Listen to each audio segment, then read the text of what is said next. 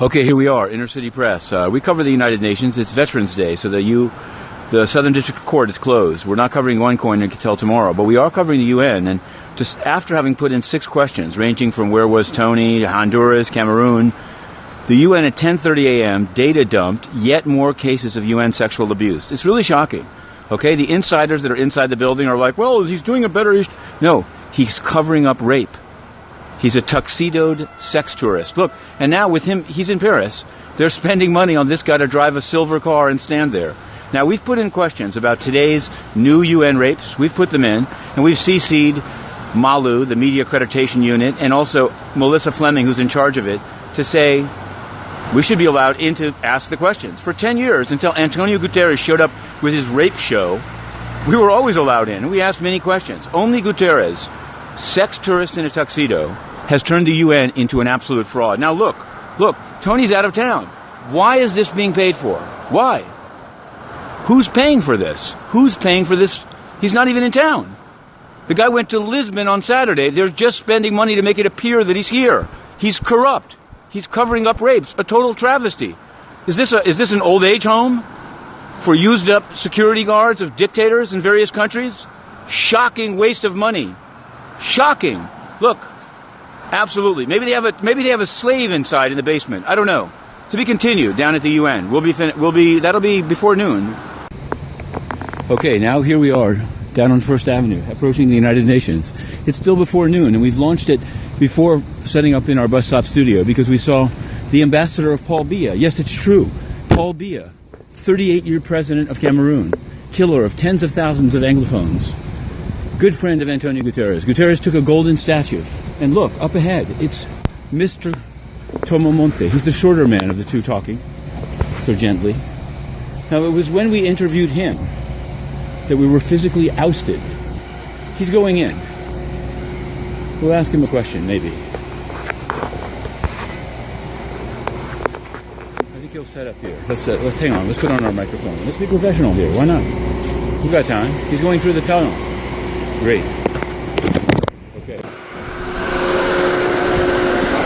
Could he be speaking with Burundi's ambassador, Mr. Albert Shinjiro? We want to be very gentle here, very gentle.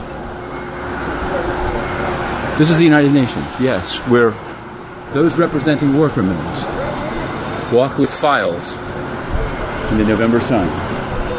Let's see. Again, he's having a conversation. We want to be polite. We will. But we won't wait too long.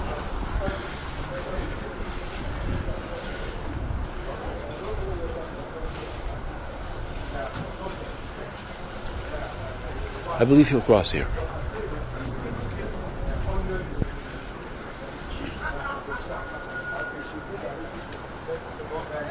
Let's cut this way. Maybe there's an African group meeting. Let's see. Or maybe something at the U.S. mission, of course. No, he's going further up the street. Not going into the UN here.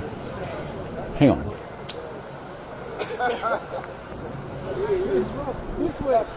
Monsieur l'ambassadeur. Votre président. Ça va? Ça va. Je suis à la cour. Très bien. Yeah. Is your president going to meet with Guterres in Paris? Je ne sais pas. Vous ne savez pas. Okay. C'est très bien. Merci. Okay then. And now you know. And now you've seen it. We'll ask the UN. You see, they've gotten together in the past for genocide and the mass killing of Anglophones. But you've seen it here. That's where we're going to be working. But it'll take us a moment to set up for the noon briefing in this rape-defending sleaze hole run by Antonio Guterres. Yes, where war criminals walk in slowly and where a Secretary General covering up dozens of rapes of African children gallivants to Lisbon in a tuxedo. It's true. It's true. Oh, your government, your money at work. Absolutely disgusting. No, absolutely. Good question. No, the UN does not. The UN makes a mockery. They think, oh, look, wait, hang on. I'll answer that question later because it is Veterans Day. It's a good question. Not at all. The UN is a total fraud.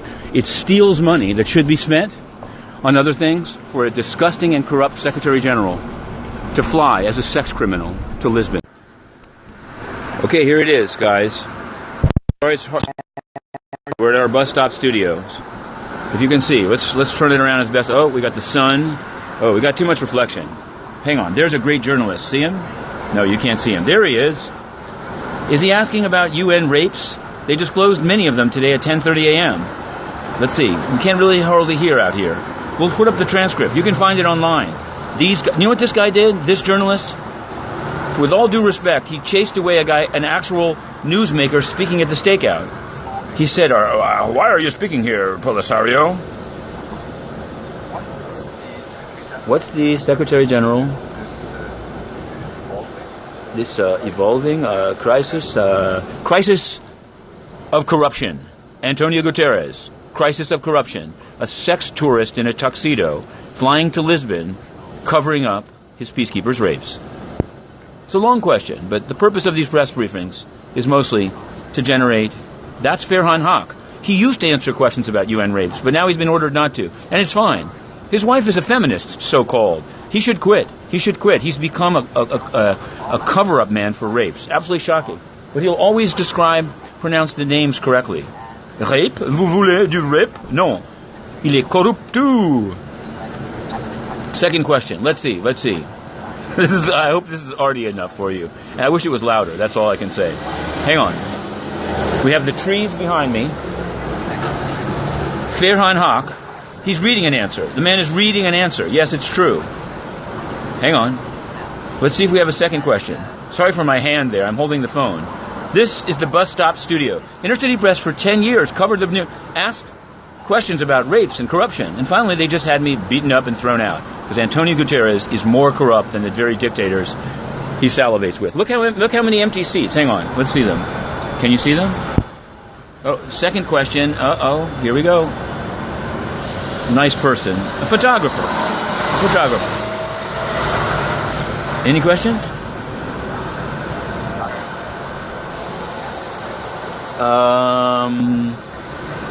Where is Tony? Antonio Guterres. Where's he stealing your money today? Lisbon. All right. Hang on. Stephane Dujarric was putting out statements saying he was in New York. Is he in Paris? 2 questions. That's it. It's over. The UN is officially dead. 2 questions at the noon briefing, despite the revelation of rapes.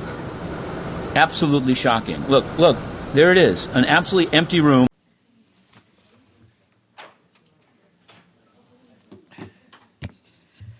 All right. Good afternoon, everyone, and I'd like to welcome in the back of the room the members of the 2019 UN program for training Palestinian journalists. Welcome. You will have seen that over the weekend we issued a couple of statements on Bolivia. Pointed out as an issue having to do with our budget. We are using solar panels. As you know, India had donated that, and we're very appreciative for the donation. But when it comes to our cost-cutting measures, we'll keep reviewing them and probably bring more services online once the money comes in. And with that, I wish you a good afternoon.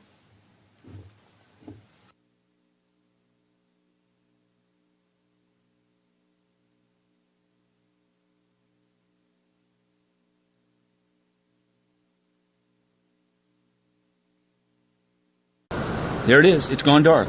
You saw it here. 2 questions. So now, know the questions of Intercity Press here at the UN. If time permits, I'm going to read them out. I don't know if I can see them. Let's see. Let's go to small screen. These were emailed in earlier today. They were the questions of the rapes because they disclosed rapes, new rapes. These guys didn't even ask them. Either they don't care or they don't know. And that's even worse, actually. You're a journalist inside a building covering an institution and you don't even read. Okay. This was the header of that question. Press requests that you immediately provide staff information about today's cases of UN sexual exploitation and rape in Liberia and by a Cameroon military observer in Mali. No one asked it. Nobody answered it. Farhan Haq, corrupt. Now let's go down to the questions, the numbered questions today. Ready? One had to do with where is Tony? Here we go. These were sent to Gilles Michaud, Tonzel, Peter Reed, Zoe Paxton. These guys are all getting paid money, by the way. They were all hired during the budget crisis. Let's keep going. Here are the questions. November 11, 1. Please immediately confirm or deny that UN Secretary General Antonio Guterres used public money to fly to Lisbon to attend a black tie concert on November 9th, and state how much it cost the public. The question is asked in the context not only of Guterres' statements and cuts due to UN budget crisis, but also that even, for example, Michael Bloomberg disclosed when he left New York City, even on his own money. That is to say, Bloomberg would fly to the Caribbean. Journalists would say, you have to say where you are. Finally, he did. Guterres is using your money to fly, and it's secret.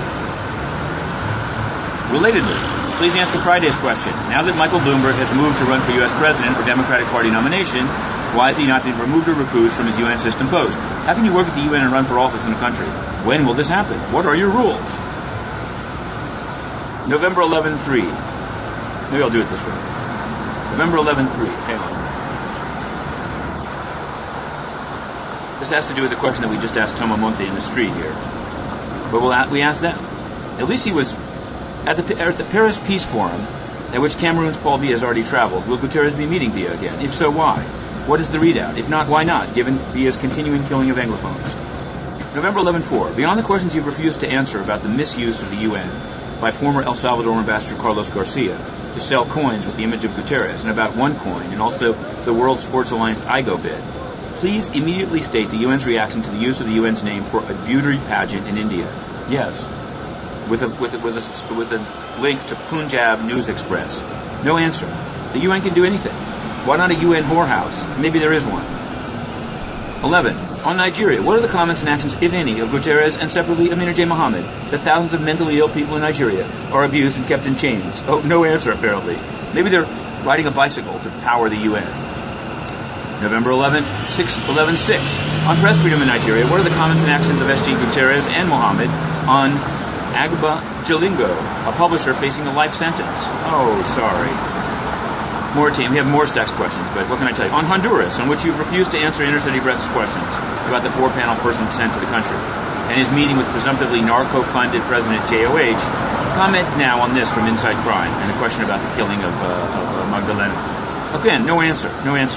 Also explain why the UN Human Rights Office in Honduras does not answer press questions or even respond to requests to be put on a mailing list for information created with taxpayer money. Antonio Guterres is killing the UN, and the cover-up of rapes is a new low. Farhan Haq is a part of it. Stephane Dujarric is a part of it. UN security is a part of it. Here comes a guy from the UN security. He's crossing the street. Looks like a fine gentleman, right? Except he's a killer. Absolutely shocking. A totally shocking display of corruption at the United Nations. To be continued. Okay, we're Intercity Press. We've just covered the noon briefing, which we submitted 6 questions to. Actually, 7 if you include the sexual abuse questions. And not a single one has been answered. Farhan Haq took the public's money to sit in an empty room answering 2 questions. Total of 2. All of the problems in the world. 2 questions. Nothing on Cameroon, nothing on Honduras. Bolivia? Never heard of it. Antonio Guterres is corrupt. And this place, which says it's holding the UN accountable, well, let's go check it out. We're going to go to the staff entrance, see, because Antonio Guterres, well, he took public money to fly to Lisbon for a fado concert in a tuxedo, is claiming that the UN has no money. He turned off the fountain. He makes the journalists leave through a gate, and one of them was crying. It was just all Trump's fault. All Trump's fault. They can't not drink and raise a glass to the UN's rape victims in Africa. You see, I've asked about that question. You could say this is unfair. It's not. The UN sends peacekeepers from Mauritania to commit rapes, knowing that Mauritania has no law against rape. Doesn't hold them accountable, mails them back, sends them back, repatriates them, FedEx, and nothing happens. It's a crime. 140 child rapes under Antonio Guterres. 140. In a tuxedo, listening to fado on your money, claiming they have no money. Totally corrupt. An organization entirely corrupt, with a Secretary General who flew to Lisbon while there's a crisis. It's a crisis, but not for Big Tony. Zombies stealing money to send peacekeepers to rape children in Africa. And the media that asks about it is beaten up and thrown in the street. So a bunch of photographers, holders on, hangers on. Hang on. Maybe we have some climate change action across the street. Let's check it out. Actually, something taking place. If anything is taking place on First Avenue, I guarantee you it's not in Antonio Guterres' house of hypocrisy, known as the United Nations. Now, They've tightened their belts. Yes, the United Nations has tightened their belts. How have they done it? They've turned off their fountain, of course. Antonio Guterres turned off the fountain. And then he went to listen to Fado in a tuxedo. Sex tourist in a tuxedo. That's today's theme. And it's true.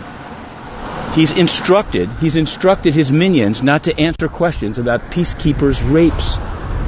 Shocking. We're going to go check this out because something is actually taking place. It might be hype, but it's better than Big Tony's rape show. To be continued. Oh, yeah. All right, here we are once again at the UN gate as they claim budget crisis, as they claim transparency, all crimes covered up. The sentencing of Francis Lorenzo in the Southern District, no comment. Patrick Ho in jail for UN bribery inside the building, no comment. 140 child rapes under Guterres, no answers. Where is Guterres? Now, add up the price of the clothes of the individuals wandering in and out of this building, accomplishing absolutely nothing. In many cases, accomplishing actually negative things, quite negative. In the case of Cameroon, siding with a 38-year dictator. In the case of Burundi, backing off. In the case of Yemen, taking the money of MBS, the crusher and grinder of a journalist's bones in Turkey. Yes, in virtually every conflict, Antonio Guterres has taken the side of the overdog and stolen money. And those inflated balloons in suits are continuing to... This guy works for peacekeeping. He is responsible for so many rapes, so many child rapes covered up, that you'll just never... Okay, here we are, Inner City Press. We've just covered the second day of Konstantin Ignatov's testimony in the OneCoin trial, U.S. versus Mark Scott. And I have to say, it was quite extraordinary. Hard to summarize it. We've written two stories, but perhaps the most poignant and human element of it was the fact that Ruja Ignatova bought an apartment under Gilbert Armenta's apartment in Florida, not to find out if she was on investigation by the FBI, but because Gilbert Armenta had promised to leave his wife and be with her, and she recorded him through a hole in the floor, and she found that that was not the case. And there's a recorded call in which she says, "You're a spineless asshole," and then she fled, disappearing. And Konstantin Ignatov said that the bodyguards, not him, he was a sometimes bodyguard, that the bodyguards that accompanied her said that she met people that spoke Russian, and that she spoke of having the protection of a rich and powerful Russian. So this is sure to reverberate. But the cross-examination is still going on. Arlo Devin Brown, the lawyer for Mark Scott, has just gotten into it, asking Mr. Konstantin Ignatov about the emails he's been sending from the MCC, right behind me there. Yes, the Metropolitan Correctional Center, and also asking when he made his multi-million-dollar bail offer, which was rejected and led in turn to his cooperation agreement, who was going to pay it. Apparently his mother, still working at OneCoin in Sofia, Bulgaria, by the way, was one of the co-signers. So apparently what they're going to try to say is that they're just going to try to get the jury to think that he's not trustable. But he's been on the stand. He's been putting out, that's for sure. He's been getting hammered. He said that he told his fiancée. He has a fiancée, so he's not planning to go to jail for long. Or who knows? A lot of romance in this trial, but a lot of scamming and frauding as well. Now, the scamming and frauding at the UN, let me be sure to say this before moving on to other matters. The UN is a fraud. We have put in a number of questions to them today. Even as we report down here, we're banned from even entering the United Nations for having... That's my sign to go. So here, at the courthouse, I'll go this way since the light. Maybe you can see Foley Square behind us. Yes, here we are, reporting on the OneCoin trial. And we'll continue again tomorrow.